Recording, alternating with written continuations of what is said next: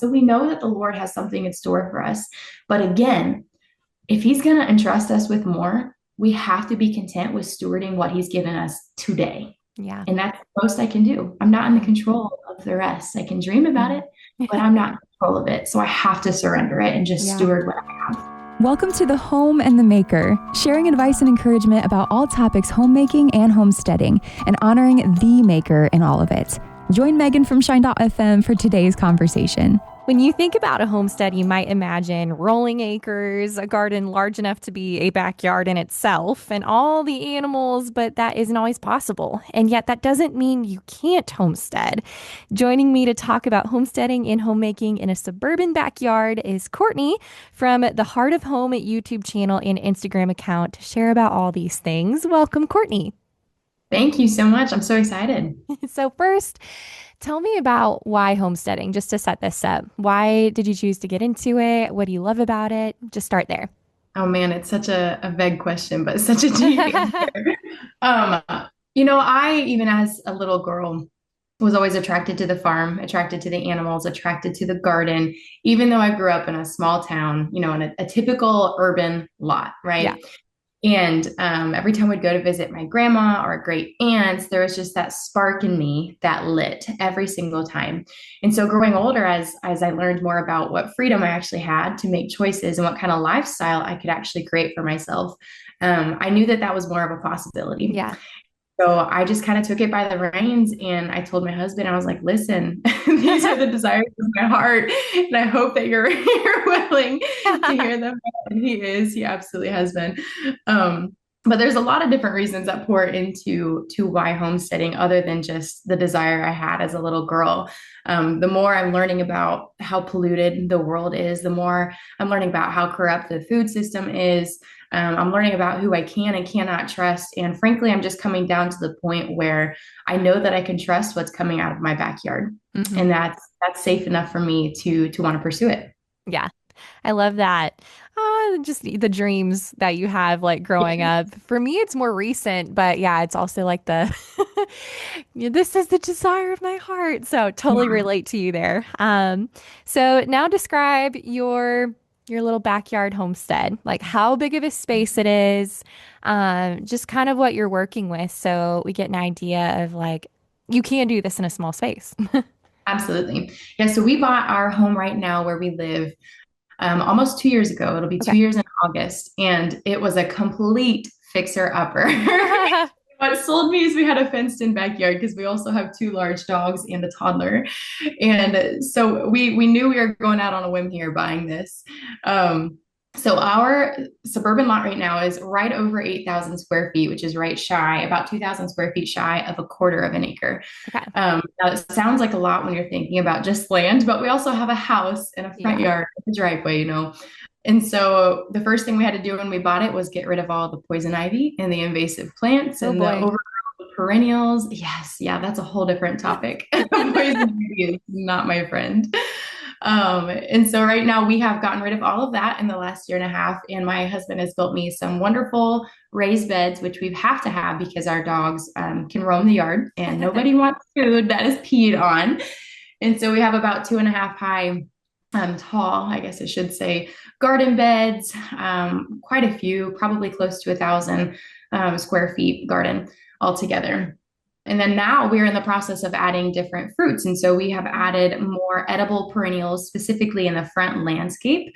I redid all of that. And then the Lord convicted me when I was praying, like, Lord, I just want more land, like more property, like here's my dream. And he said, well, why aren't you stewarding what you have right now? And I Ooh. was like, oh, oh man.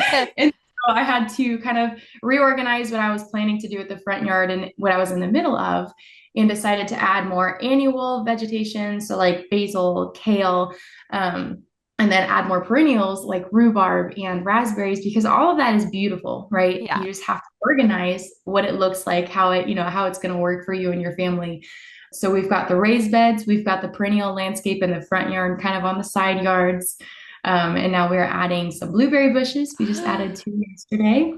And then we have a tea garden that kind of wraps around our deck in the backyard, which is going to Okay. be raised perennials. So, roses, echinacea, stuff that if the dogs choose to pee near, they're not going to be peeing directly on, the plant. Yeah. So that's kind of what we're working with right now as far as vegetation goes. I love that. So, with a smaller space, you're maximizing your use of like the raised beds. I love that you talked about putting in like perennials where you did have annuals or just making that part of the landscaping because I've read that that's a way to do that in books and stuff and make the best use of a small space. But do you do anything vertically? Because I've read that that's also, something that you can optimize for more space when you don't have a lot of land. Oh, yes. That is a big thing that I hit on. Our garden space specifically, you will see cattle panels, hog panels all over. And Okay. so we have two arched hog panels right now between a couple beds. And then we have a standing hog panel on one bed that is currently our tomato row. Okay. We also have, there's a corner of the backyard that used to be like the poison ivy infestation area. The tree, it wasn't a tree. I shouldn't call it that, but that is what I was calling it because I kid you not, I thought it was a peach tree. I thought it was a peach tree and it was just poison ivy. It was awful. It was so bad. So I ended up having to do a lot of work in that area. I didn't want to plant in it. I wasn't sure if I got all the poison ivy out. But this year I thought, you know what? I threw all the scraps from last year. I threw all the debris over there. And so it's regenerating the soil there. It's feeding the microbiome, the system there. And so I thought, well, instead of not planting it this year, I'm going to go ahead and just plant some jester melons and some pumpkins. And Okay. so we also have those planted over there, and they're trellising up kind of like a 45-degree angle panel just up against the fence. Okay. So I'm big. I'm big on using that vertical space because anything above the garden, if you're not growing vertically, is just wasted space. Right. And to me, that seems silly. You can plant horizontally. You can plant your cabbage. You can plant your broccoli. You can plant your radishes, and that's great. Those are great fillers or great spring or fall plants. Mhm. But in the peak of the season here in Zone 5, with such a short growing season, I have to use that vertical space. And so we do as much trellising as we absolutely can. Gotcha. I love that. How much time would you say, like with it being busy season, how much time do you spend out there? Because for some, having that smaller homestead might be the most practical thing given how much time you spend out there, and how much time you're able to spend out there. So, what would you say is like daily or weekly, how much time you're out there? It depends on what task you're doing. I'd say for me, every day I go out in the morning. Thank God I have not had to water every morning. It's been a very rainy season here. But I go out every morning and just meander the garden with tea in hand. And I usually just pull up weeds as I go. I know some people hate weeding. My trick is just weed every day. Weed, a handful of weeds every day. Throw them in your scrap pile, throw them in the compost, throw them in the lawn, Yeah. and you will thank yourself in the end. Because then you won't be spending an hour or so, every week or every couple weeks doing it. Yeah.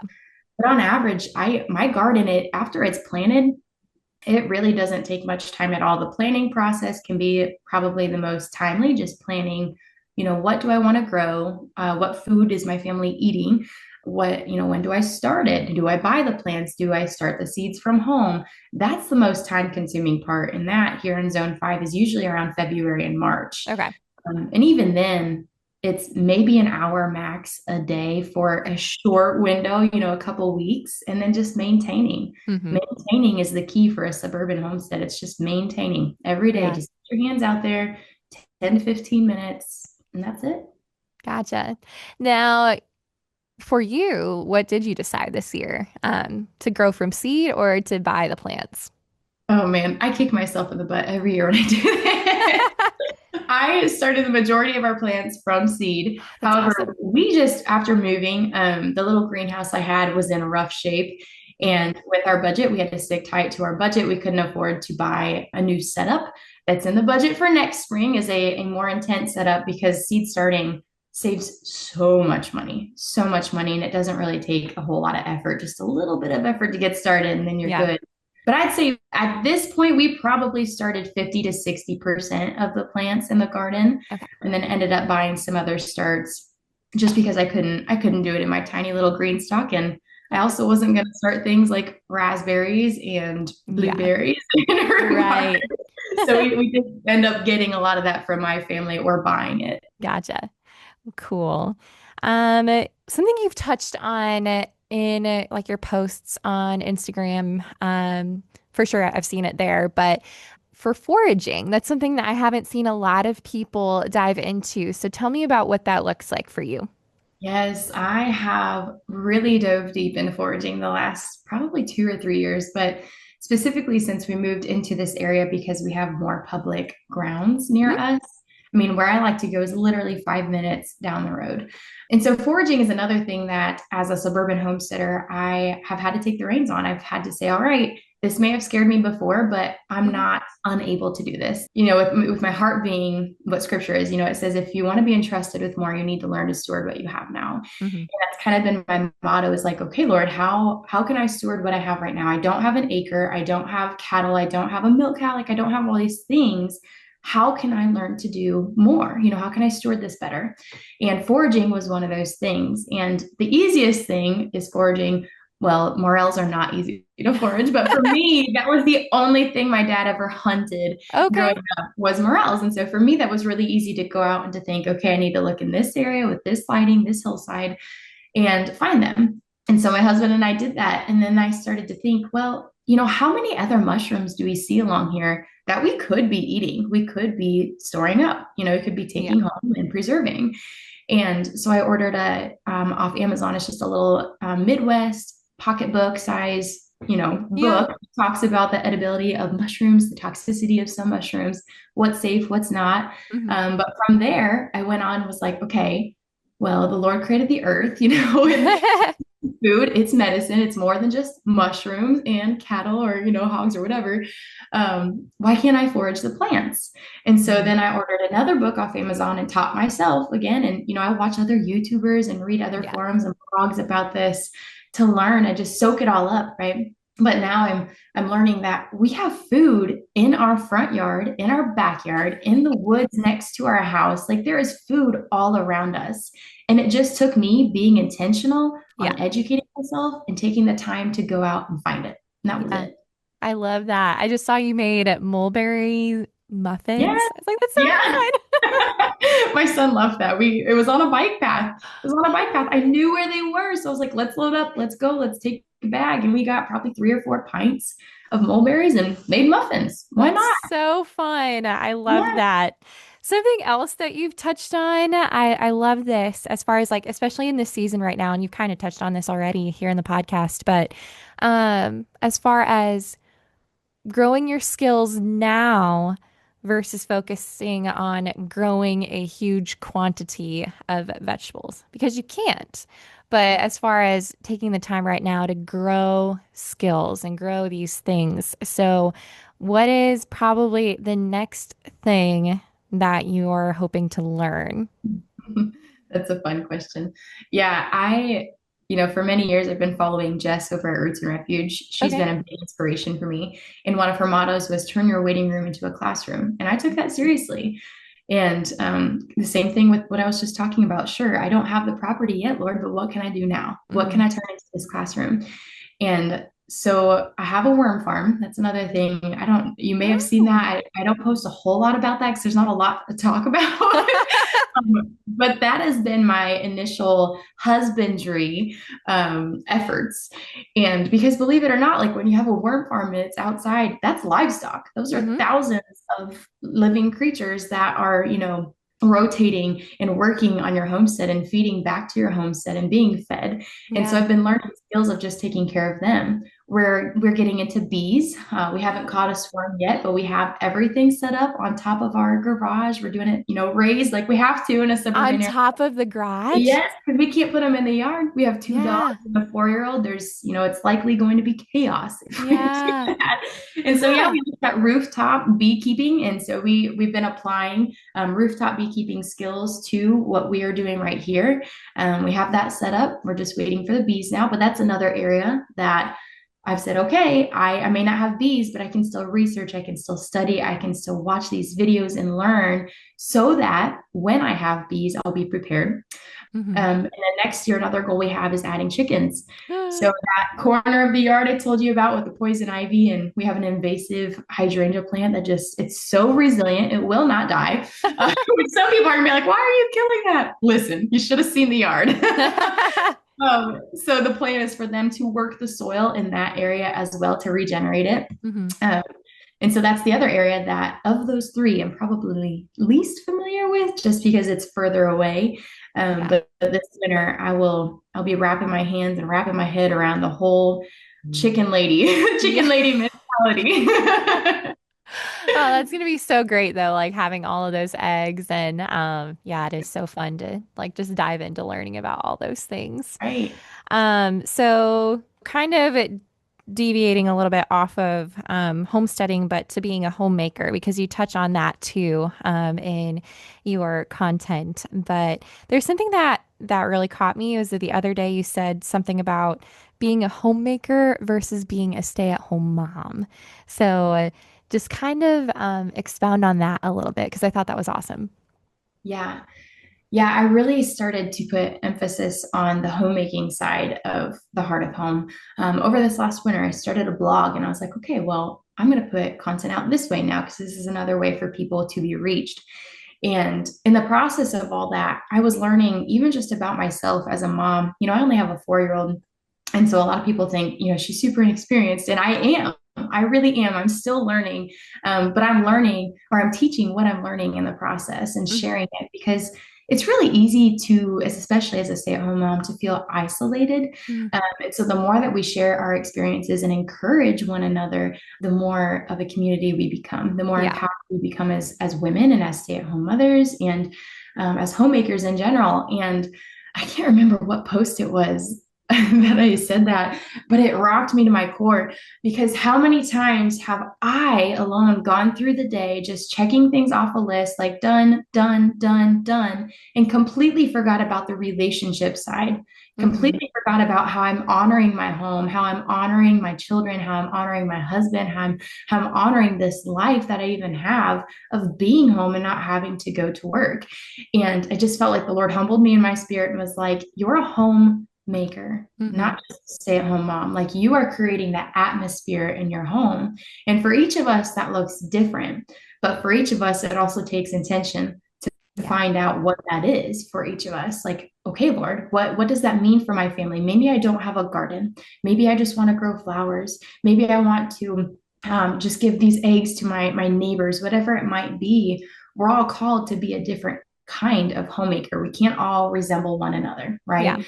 What we can do is share our experiences and avoid the feelings of isolation, avoid the feelings of feeling stuck at home or like Yeah. we are imprisoned at home because we're not. We Hmm. have such a beautiful opportunity when we get to stay home to create this atmosphere for our children, for our neighbors, for our friends, whoever comes through our doors. That is the home they're stepping into, is the home that we've created. Yeah. I love that. Oh, that's beautiful. Um, Going back to homesteading. So I've read that your dream is bigger for a bigger property.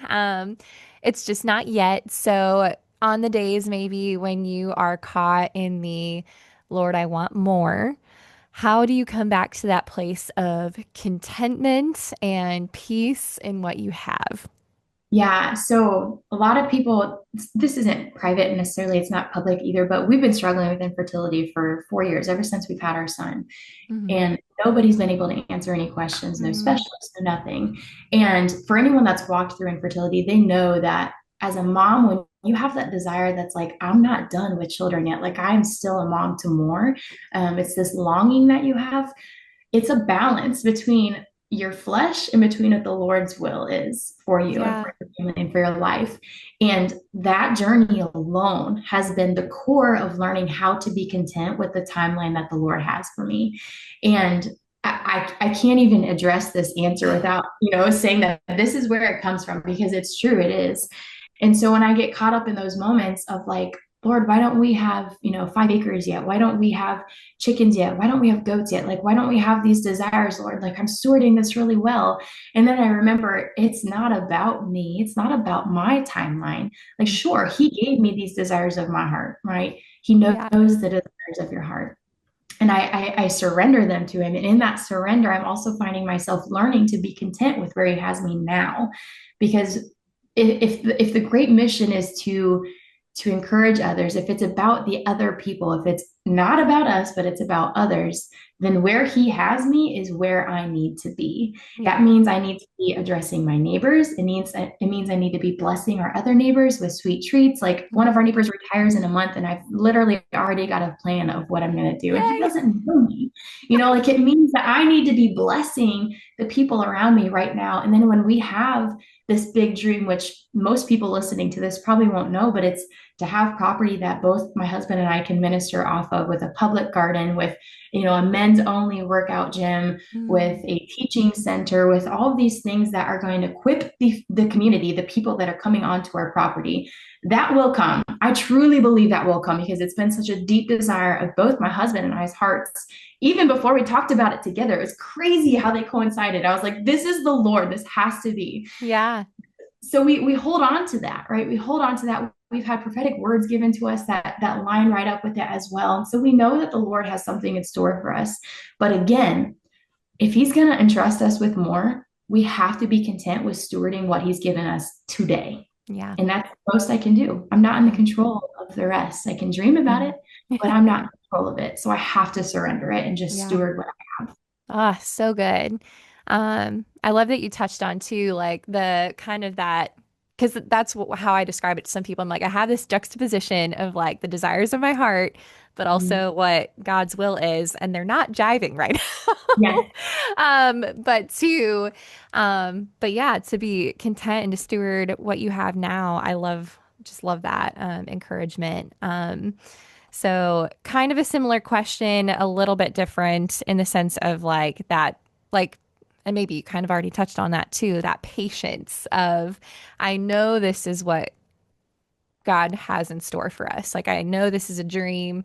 You've had those prophetic words spoken over you. How do you have that patience to go, okay, Lord, like it's down the road, but like I want to be there, but we're not there yet. Just kind of that same like stewardship of what he's given you today. Yeah, I laugh because, man, I don't ever want this to come off like I have it all figured out, because I definitely have days where I'm like, I give up. I don't want to do this anymore. Yeah, This isn't what I want to do. Like, I want the big thing. right.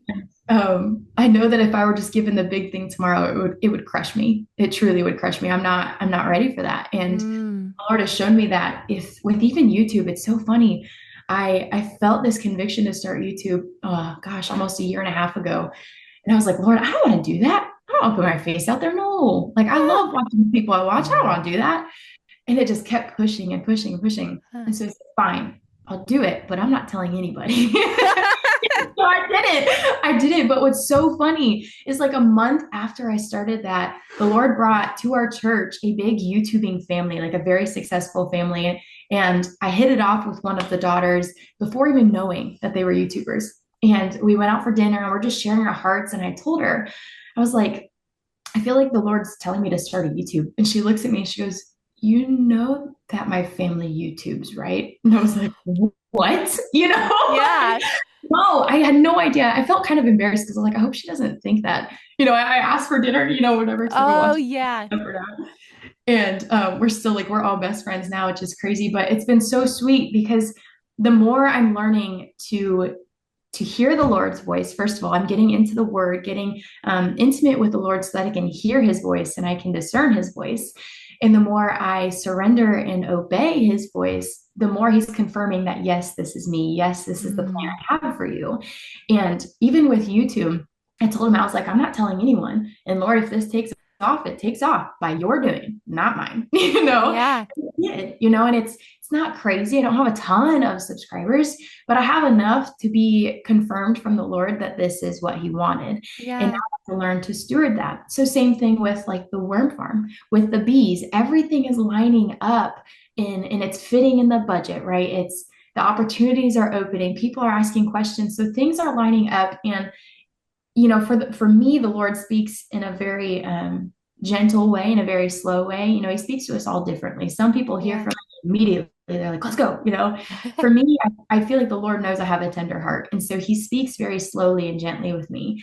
And it's just been small confirmation after small confirmation after small confirmation. And in that, I'm able to remain patient because I can remember, okay, the Lord did this, he said that, he did this, he said that. Like I can remember the little steps, Yeah. which is encouraging. And it also just creates like a safe place for me to respond to what I think the Lord is telling me to do. Yeah. And so in those moments where I lose patience, I'm either, super hormonal or just having a rough day or, just had the wrong straws, um, or I'm being a crybaby. Sometimes I'm just like, I'm being a crybaby and I'm like, all right, Lord, I need to be reminded by you. And he does. But I think it's just experience at this point. It's just that gentle surrender. And it reminds me, I, this dream with this large garden, I felt like the Lord told me a couple of months ago that it would be called the dwelling place. Mm. And I haven't really put this out there until now. I've been kind of holding that close. And so when I'm reading scripture, to dwell has always stood out to me. And so when that came to my mind, I was like, okay, Lord, is this what you want the garden, if this big dream to be called? And I feel like it was a yes, that this is what this needs to be called. And in that, I've been praying into it and dreaming about it and thinking about it and surrendering it. And I'm learning that again, if I want the big garden, the dwelling place, like in this dream, how do I create that right now? Well, I have to dwell in the garden. I have to walk in the garden with him where I was created to work, right? The Yes. garden was created after man was created to dwell in, to work in. And so it all ties back into how do I steward this? How do I do it right now? Well, I have to dwell. I have to be patient. I have to be honest. And I have Yeah. to. Wow, it's so good. Your encouragement has been so good, even just touching my heart today. So thank you so much, Courtney, for sharing. If you're listening and you want to follow along with Courtney's journey with her homesteading, her encouragement, you can check out her YouTube channel, which is The Heart of Home. You can also follow her on Instagram as well. But thanks so much for joining, Courtney. Thank you so much. Thank you for listening to this episode of the Home and the Maker podcast. And for other podcasts from Shine.fm, visit the Shine.fm podcast channel.